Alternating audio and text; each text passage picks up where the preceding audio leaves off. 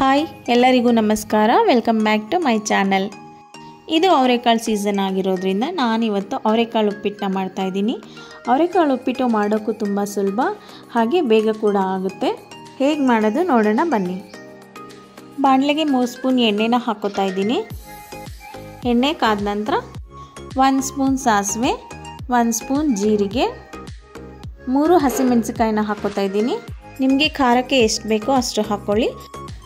ನಂತರ 1 ಕಪ್ ಹೆಚ್ಚಿಟ್ಕೊಂಡಿರೋ ಈರುಳ್ಳಿ, ಸ್ವಲ್ಪ ಕರಿಬೇವು ಸೊಪ್ಪನ್ನ ಹಾಕಿ ಸ್ವಲ್ಪ ಫ್ರೈ ಮಾಡ್ಕೊತಾ ಇದ್ದೀನಿ.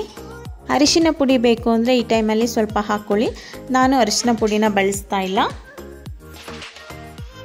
ಇವಾಗ ಈರುಳ್ಳಿ ಫ್ರೈ ಆಗಿದೆ. ನಂತರ ಇದಕ್ಕೆ 1 ಕಪ್ ಅವರೆಕಾಳನ್ನ ಹಾಕೋತಾ ಇದ್ದೀನಿ. ಅದನ್ನು ಸ್ವಲ್ಪ ಎಣ್ಣೆನಲ್ಲೇ ಫ್ರೈ ಮಾಡ್ಕೋಬೇಕು. ಅವರೆಕಾಳನ್ನ ಎಣ್ಣೆನಲ್ಲೇ ಫ್ರೈ ಮಾಡ್ಕೊಳ್ಳೋದ್ರಿಂದ ಸ್ವಲ್ಪ ಬೇಗ ಕೂಡ ಬೇಯುತ್ತೆ. ಅವರೆಕಾಳು ಕೂಡ ಸ್ವಲ್ಪ ಫ್ರೈ ಆಗಿದೆ. ನಂತರ ಇದಕ್ಕೆ ಹೆಚ್ಚಿಟ್ಕೊಂಡಿರೋ 1 ಟೊಮೆಟೊನ ಹಾಕಿ ಟೊಮೆಟೊನೂ ಕೂಡ ಸ್ವಲ್ಪ ಎಣ್ಣೆನಲ್ಲೇ ಫ್ರೈ ಮಾಡ್ಕೋಬೇಕು.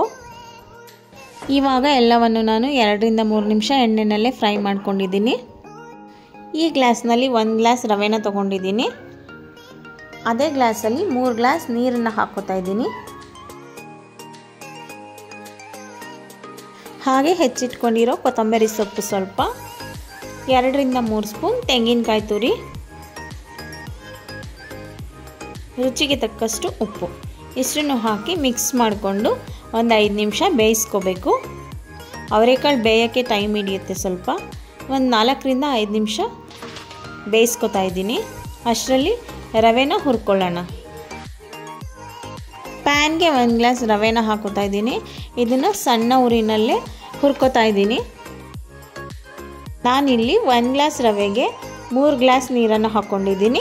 ನೀವು ಇನ್ನೂ ಉಡಿ ಆಗಬೇಕು ಅಂತ ಅಂದರೆ 2.5 ರಿಂದ 2.25 ಗ್ಲಾಸ್ ತನಕ ಹಾಕ್ಕೊಳ್ಳಿ. ಯಾಕೆಂದರೆ ಅವರೆಕಾಳನ್ನ ನಾವು 4 ರಿಂದ 5 ನಿಮಿಷ ಬೇಯಿಸ್ಕೊಳ್ಳೋದ್ರಲ್ಲಿ ನೀರು ಸ್ವಲ್ಪ ಕಡಿಮೆ ಆಗಿಬಿಡುತ್ತೆ. ಇವಾಗ ನಾನು ಸಣ್ಣ ಉರಿನಲ್ಲೇ ರವೆನ 2 ರಿಂದ 3 ನಿಮಿಷ ಹುರ್ಕೊಂಡಿದ್ದೀನಿ. ಅವರೆಕಾಳು, ಟೊಮೊಟೊ, ಈರುಳ್ಳಿ ಎಲ್ಲ ಕೂಡ ಚೆನ್ನಾಗಿ ಬೆಂದಿದೆ. ಇವಾಗ ಇದಕ್ಕೆ ನಾವು ಹುರಿದಿಟ್ಕೊಂಡಿರೋ ರವೆನ ಸೇರಿಸ್ಕೊಳ್ಳೋಣ. ರವೆನ ಸ್ವಲ್ಪನೇ ಹಾಕಿ ತಿರ್ಗಿಸ್ಕೊತಾ ಇರಬೇಕು. ಕೈ ನಿಲ್ಲಿಸಬಾರ್ದು, ಇಲ್ಲಾಂದರೆ ಗಂಟಾಗ್ಬಿಡುತ್ತೆ. ರವೆ ಎಲ್ಲ ಹಾಕಿದ್ಮೇಲೆ ಚೆನ್ನಾಗಿ ಮಿಕ್ಸ್ ಮಾಡಿಕೊಂಡು 1 ನಿಮಿಷ ಸಿಮ್ಮಲ್ಲಿ ಇಟ್ಕೋಬೇಕು. ಇವಾಗ 1 ನಿಮಿಷ ಆಗಿದೆ. ಇದನ್ನು ಚೆನ್ನಾಗಿ ಮಿಕ್ಸ್ ಮಾಡ್ಕೊಳ್ಳೋಣ. ಉಪ್ಪಿಟ್ಟು ರೆಡಿಯಾಗಿದೆ. ಇದನ್ನು ಮಿಕ್ಸ್ ಮಾಡ್ಕೊಂಡ ನಂತರ ಮುಚ್ಚಳ ಮುಚ್ಚಿ 1 ರಿಂದ 2 ನಿಮಿಷ ಹಾಗೆ ಬಿಸಿನಲ್ಲೇ ಇಟ್ಟರೆ ಅವರೆಕಾಳು ಉಪ್ಪಿಟ್ಟು ರೆಡಿಯಾಗುತ್ತೆ.